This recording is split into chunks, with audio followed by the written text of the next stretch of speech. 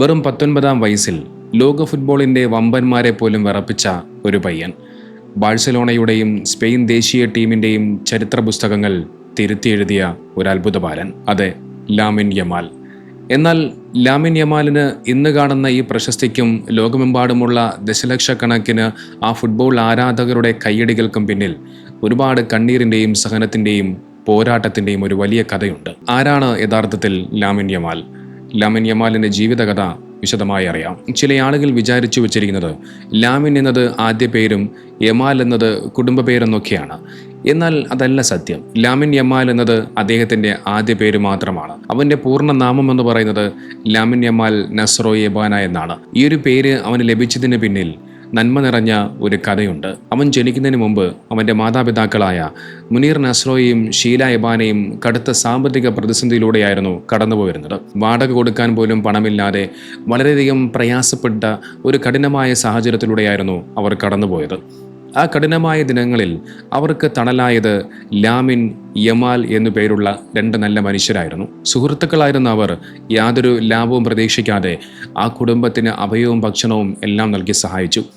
പിന്നീട് തങ്ങൾക്കൊരു മകൻ പിറന്നപ്പോൾ പ്രതിസന്ധി ഘട്ടത്തിൽ കൈപിടിച്ച ആ രണ്ട് മനുഷ്യരോടുള്ള നന്ദിയും ആദരവും സൂചിപ്പിക്കാനാണ് മാതാപിതാക്കൾ തങ്ങളുടെ മകന് ലാമിൻ യമാൽ എന്ന് പേരിട്ടത്. 2007 ജൂലൈ 13 ലാമിൻ യമാൽ സ്പെയിനിലെ കറ്റലോണിയയിലുള്ള എസ്പ്ലോക്സ് ഡി ലൊബ്രെഗാറ്റിൽ ജനിക്കുന്നത്. എന്നാൽ അവൻ്റെ വേരുകൾ കിടക്കുന്നത് ആഫ്രിക്കൻ വൻകരയിലാണ്. അവൻ്റെ പിതാവ് മുനീർ നസ്രോയി ഉത്തരാഫ്രിക്കൻ രാജ്യമായ മൊറോക്കോയിൽ നിന്ന് സ്പെയിനിലേക്ക് പിന്നീട് കുടിയേറിയ വ്യക്തിയാണ്.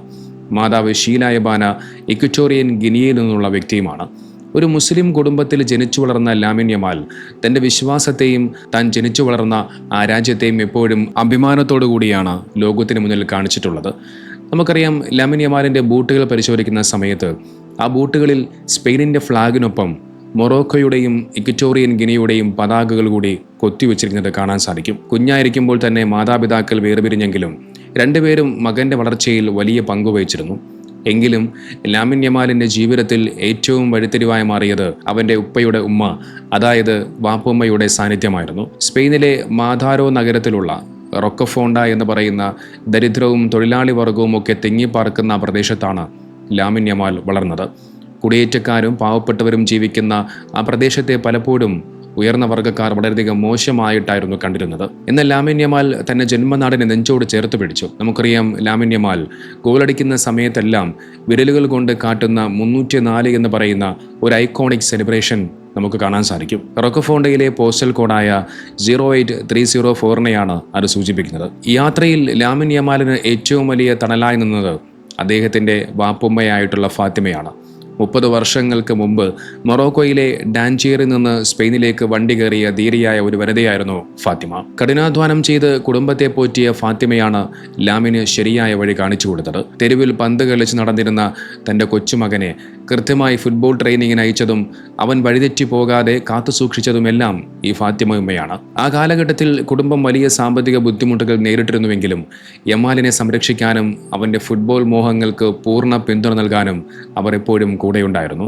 പിന്നീട് ബാഴ്സലോണയുടെ യൂത്ത് അക്കാദമിയിൽ എത്തിയതിന് ശേഷവും ആ കായിക യാത്രയുടെ ഓരോ ഘട്ടത്തിലും അവർ കൊച്ചുമകനെ അടുത്തു നിന്നുകൊണ്ട് ഇങ്ങനെ വീക്ഷിച്ചുകൊണ്ടേയിരുന്നു. പരിശീലന സമയങ്ങളിലും മത്സരങ്ങളിലും ജീവിതത്തിലെ മറ്റു പ്രധാന നിമിഷങ്ങളിലുമെല്ലാം അവർ നൽകിയ പിന്തുണയും കൂട്ടുകെട്ടുമാണ് ലാമിൻ യമാലിന് എക്കാലവും തുണയായി മാറിയത്. അക്കാദമിയിലേക്ക് തൻ്റെ കൊച്ചുമകനെ എത്തിക്കാൻ ട്രെയിനുകളിൽ മണിക്കൂറുകളോളം കൂടെ യാത്ര ചെയ്തത് ആ ഉമ്മയായിരുന്നു. ചുറ്റുപാടുകളിലെ പ്രലോഭനങ്ങളിൽ വീഴാതെ കളിക്കളത്തിലും ജീവിതത്തിലും ഒരു നല്ലൊരു മനുഷ്യനായി വളരാൻ ഫാത്തിമ ഉമ്മ അവനെ എപ്പോഴും പഠിപ്പിച്ചുകൊണ്ടിരുന്നു.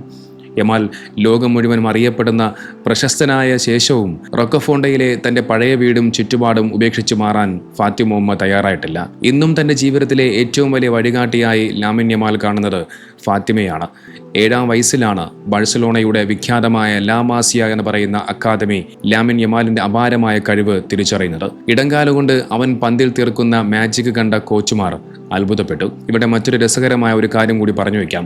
2007 ലാമിൻ യമാൽ ജനിച്ച സമയത്ത് ഒരു ചാരിറ്റി കലണ്ടറിനായി ലിയോണൽ മെസ്സി ഒരു കുഞ്ഞിനെ കുളിപ്പിക്കുന്ന ഫോട്ടോഷൂട്ട് നടന്നിരുന്നു. അന്ന് മെസ്സിയുടെ കയ്യിലിരുന്ന ആ കുഞ്ഞ് വേറാരുമല്ല, ലാമിൻ യമാലായിരുന്നു. 2023 ഏപ്രിലിൽ വെറും 15 വർഷവും 290 ദിവസവും പ്രായമുള്ളപ്പോൾ ബാഴ്സലോണയുടെ സീനിയർ ടീമിനായി അരങ്ങേറി ലാമിൻ യമാൽ ചരിത്രം കുറിച്ചു. ബാഴ്സലോണയുടെ നൂറ്റാണ്ടിലെ ഏറ്റവും പ്രായം കുറഞ്ഞ അരങ്ങേറ്റക്കാരനായി അവൻ പിന്നീട് മാറി.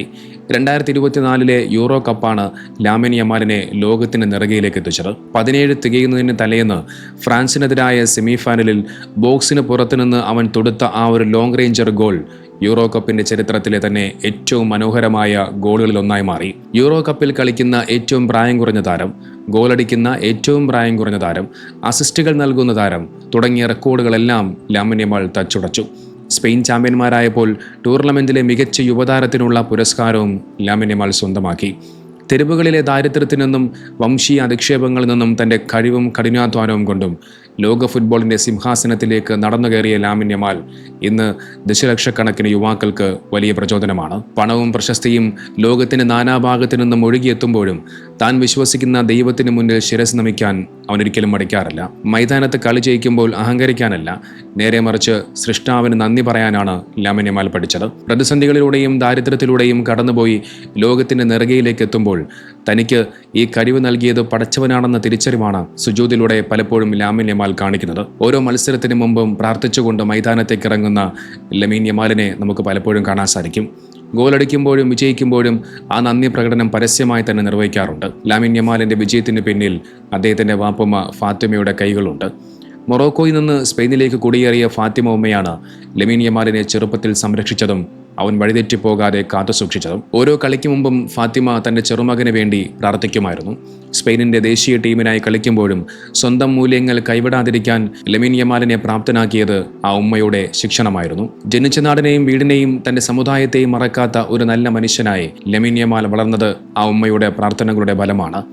ലാമിൻ യമാൽ സ്റ്റേഡിയത്തിലേക്ക് ഇറങ്ങുന്ന സമയത്ത് തൻ്റെ കൈകൾ മേലോട്ടുയർത്തി പ്രാർത്ഥിക്കുന്നത് നമുക്ക് കാണാൻ സാധിക്കും. സഹായം കിട്ടാനും വിജയം നൽകാനും പടച്ചവനോട് പ്രാർത്ഥിക്കൂ എന്ന് തൻ്റെ ചെറുമകനോട് ആ ഉമ്മ എന്നും പറയാറുണ്ട്. അതുകൊണ്ടാണ് സ്റ്റേഡിയത്തിൽ വെച്ച് അവൻ തൻ്റെ കൈകൾ ഉയർത്തി പ്രാർത്ഥിക്കുന്നത് എന്ന് ആ ഉമ്മ പറഞ്ഞു വെക്കുന്നുണ്ട്.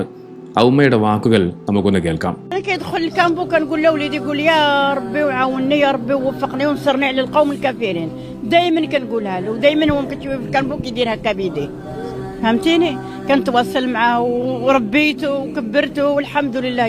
എന്റെ പേരക്കുട്ടി ഗോളടിച്ചാൽ ഞാൻ ഉറക്കെ അലറി വിളിക്കും, സന്തോഷിക്കും. എൻ്റെ പേരക്കുട്ടി കാരണമാണ് എല്ലാവരും എന്നെ തിരിച്ചറിയുന്നത്. അതിലെനിക്ക് വളരെയധികം സന്തോഷമുണ്ട് എന്ന് പറഞ്ഞ് തൻ്റെ പേരക്കുട്ടിയോടുള്ള നന്ദിയും സ്നേഹവും അവർ വ്യക്തമാക്കുന്നുണ്ട്. ആ വീഡിയോ കൂടി ഒന്ന് കാണാം. Y si mete un gol, scores a goal, your grandson? Sí, voy a gritando.